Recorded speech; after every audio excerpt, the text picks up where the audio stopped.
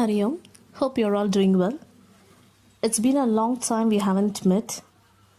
I pray that God will be with you in every step you take, and let's hope for the good things to happen. Stay safe and take good care of yourself. Now let's get into the class with a prayer. Close your eyes slowly. Take a deep breath and chant Om 3 times.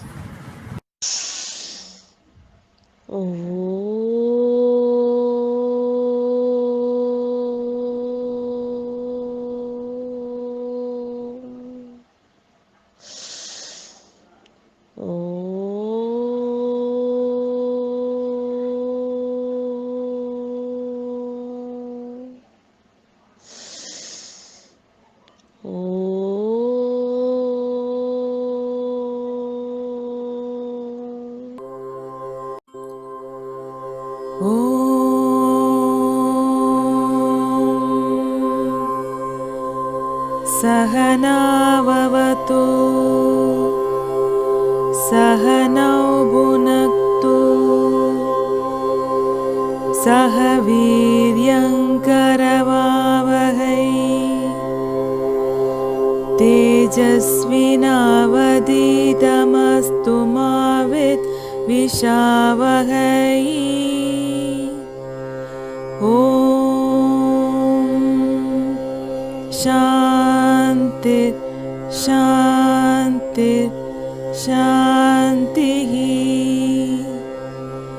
Hari ओम् श्रीगुरुभ्यो नमः हरि ओम्.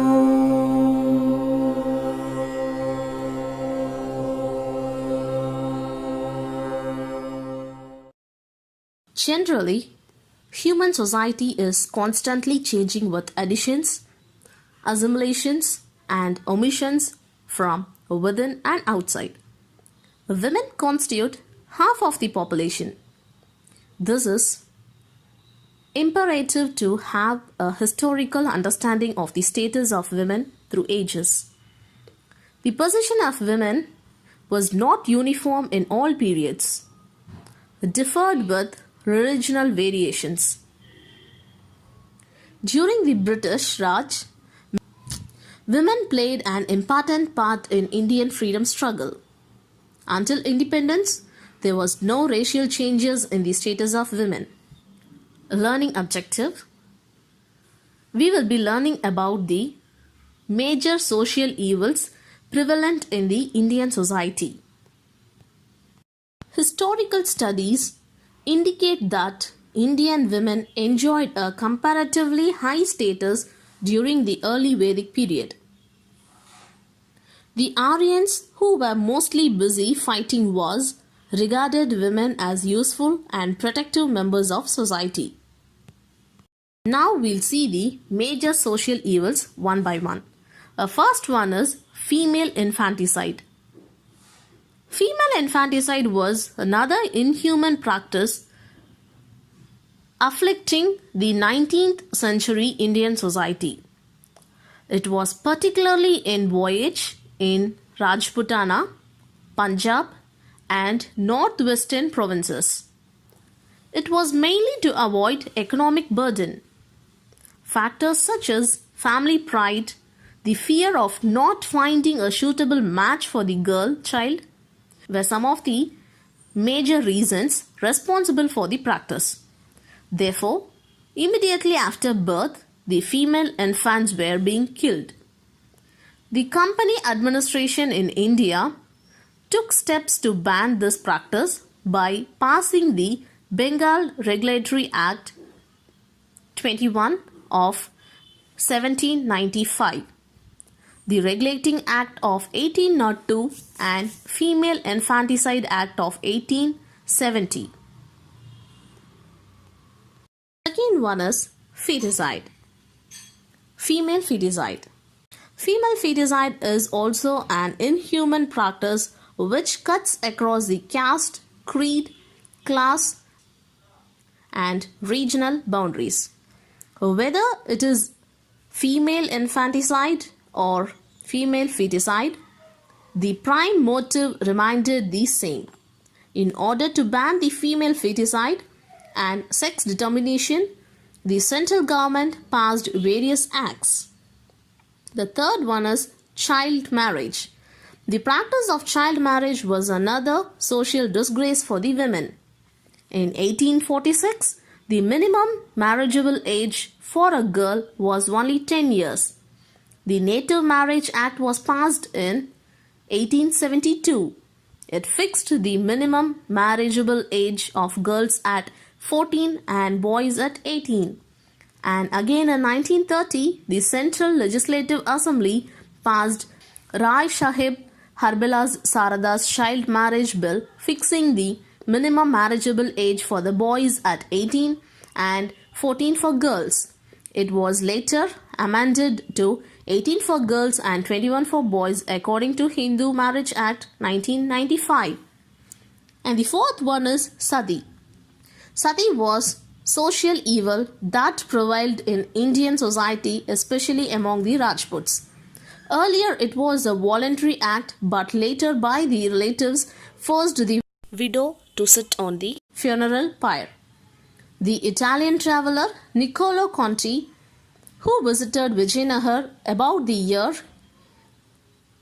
1420 AD, notes that the inhabitants of this region marry as many wives as they please, who are burnt with their dead husbands. In the early years of 19th century, sati was a practice in various parts of Bengal, Western India and Southern India. In 1811, Jahan Mohan Roy, brother of Ram Mohan Roy, passed away and his wife was burnt along with him. Ram Mohan Roy was moved to the extreme at the sight of it and took an oath that he would have the cruel practice abolished by law. He carried a continuous agitation through the press and platform for the abolition of sati. Raj Mohan Roy published his tracts in 1818 to 1820, making the point that the right of sati was not enjoyed by the Shastras.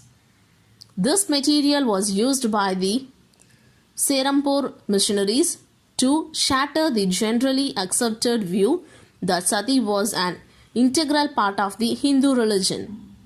Orthodox Hindu opinion against the abolition was advocated by Radhaganda Deb and Bhavani Charan Banerjee. When Lord William Bentinck took up the question of sati, he found that the abolition has been recommended by the judges of the criminal courts. He passed Regulation 17 on December 4, 1829, declaring the practice of sati and burning or burying alive the widow of Hindus illegal and punishable by criminal courts. Similar legislative measures were enacted soon after in Bombay and Madras. And the last one is Devadasi system. The word Devadasi or Devar Adiyal means servant of God, dancing girl dedicated to the service of God in a temple. Devadasi system was a social evil. There was also traditional of dedicating one daughter to the temple. In addition to taking care of the temple, they learnt and practiced Bharatanatyam and other classical traditional Indian arts. Later on, they were all treated and humiliated. The Devadasi lost their dignity, sense of pride, self-respect and honor. Dr. Muthulakshmi Ammayar, who was the first women doctor in India, dedicated herself for the cause of abolishing the cruel practice of Devadasi system from Tamil Nadu. Appreciating her role in the agitation against Devadasi system, she was nominated to the Tamil Nadu Legislative Council in 1929. Periyar E.V. Ramasamy was instrumental in passing the Devadasi abolition bill. Dr. Muthulakshmi Ammayar proposed the bill to the Madras Legislative Council in 1930. Moovalur Ramamirdam was yet another woman who fought for the emancipation of the Devadasi. with the continuous moral support rendered by Rajaji, Periyar, and Thiruvika, she raised slogan against this cruel practice. As a result, the government passed the Devadasi Abolition Act. There is another information that the Madras Devadasi Act was a law that was enacted on 9th October 1947. The law was passed in the Madras Presidency and gave Devadasis the legal right to marry and made it legal to dedicate girls to Indian temples. Learning outcome: we have learnt the major social evils prevalent in the Indian society. Let's recap. There were many social evils in Indian society. The major social evils were female infanticide, female foeticide, child marriage, sati, Devadasi system. Our eyes are continuously fixed to some eye-grabbing shows on television and smartphones. So to keep our eyes healthy, here are some eye exercise to be followed.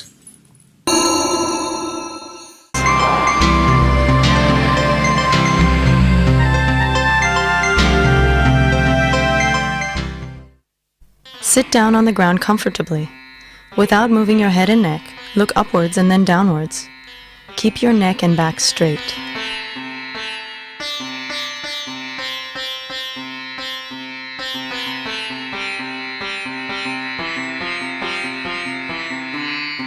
Now look at the sides alternating with the left and right. Do not move your neck while looking sideways.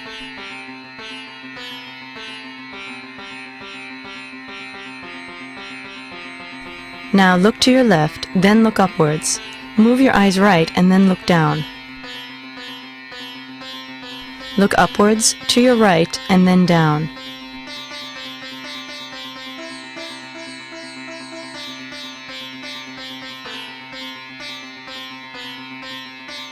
Now look upwards, then to your left and down.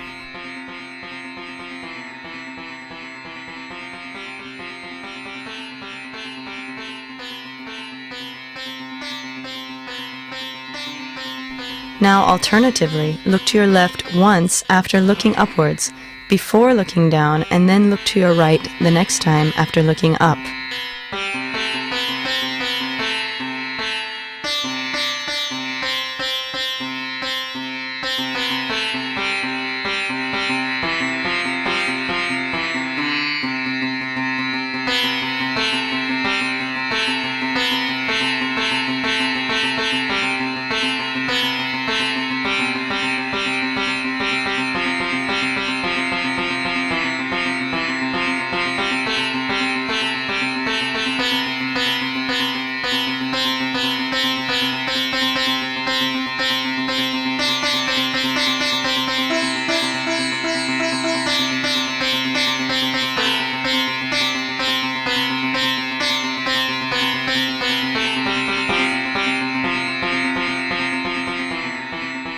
Close your eyes and rest for some time.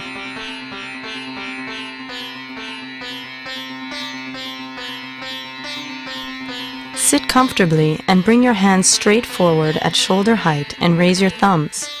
Look at your thumbs. Slowly spread apart your hands. Look at your left and right thumbs alternatively while spreading your hands apart.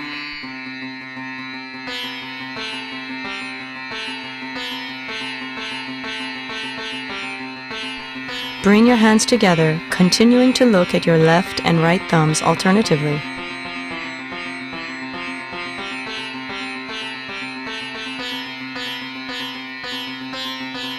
Close your eyes and rest for some time.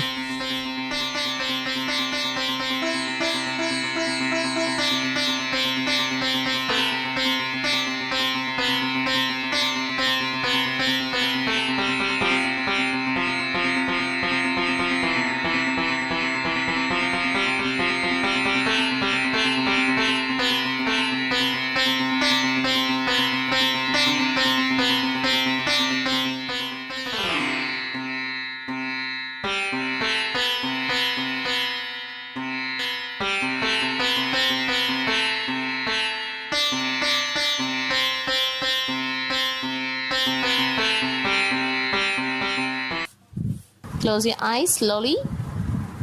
Take a deep breath and chant Om 3 times.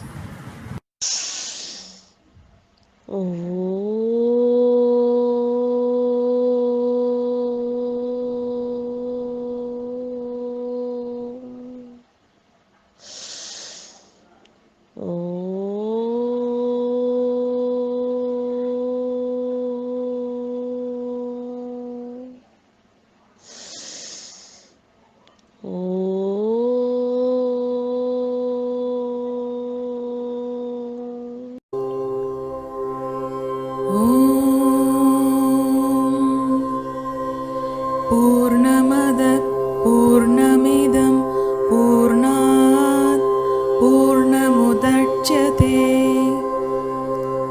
पूर्णस्य पूर्णमादाय पूर्णमेवावशिष्यते ॐ शान्ति शान्ति शान्तिः हरि ओम श्री गुरुभ्यो नमः हरि ओम।